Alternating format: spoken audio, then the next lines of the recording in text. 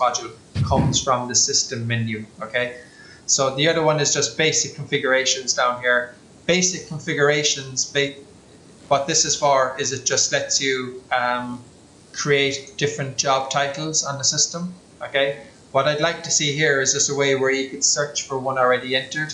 If I want to enter QA specialist again, I have to go through 8 pages here. Okay, and maybe I can put in 50 in one page, that's fine, but I have to search through just to see it. It'd be nice to just type in a search to check, maybe in version 4, okay? But it won't let me, or shouldn't let me, put in the same job title twice. There should be a logic check inside there. To delete, I edit it, I deselect that, and it moves it to historical. To reactivate it, I come into one of these ones that don't, I edit it, I tick it, I save it, and it moves it back in then to active, okay? So any departments that are visible on MAI, they have to come from the system menu here. Any job titles, any employment category comes from here. Nationalities, jobs are something we won't probably bring into version 4 because it was something we had for occupational health. We don't need it. And inventory types, that's just back under the system menu in sites and areas. You have different types of inventories and you can create different types of inventories here. The most common ones are chemical inventories, machine inventories, okay, inside there. So that's just something about the basic configurations. And the other one is confidential access, okay?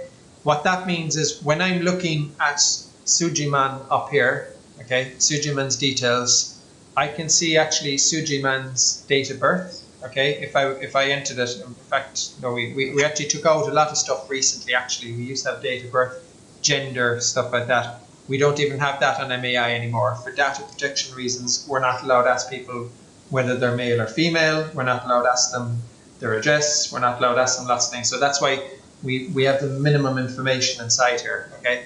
But before, when we had visibility on certain information, I could put in Sujiman's date of birth, his gender, and then we had a field called confidential. And if I had confidential access, I could see the information on the system.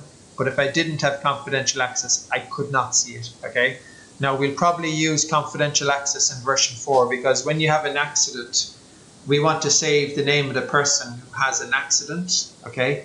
But after we save it, so we can say Dan Gallagher was injured, but after we save that accident, if anybody else is looking, they should not see that Dan Gallagher was injured, okay? They should see Dan Gallagher is confidential, first name, surname, and anything else. So they can see somebody was injured, but not the name, unless you have confidential access.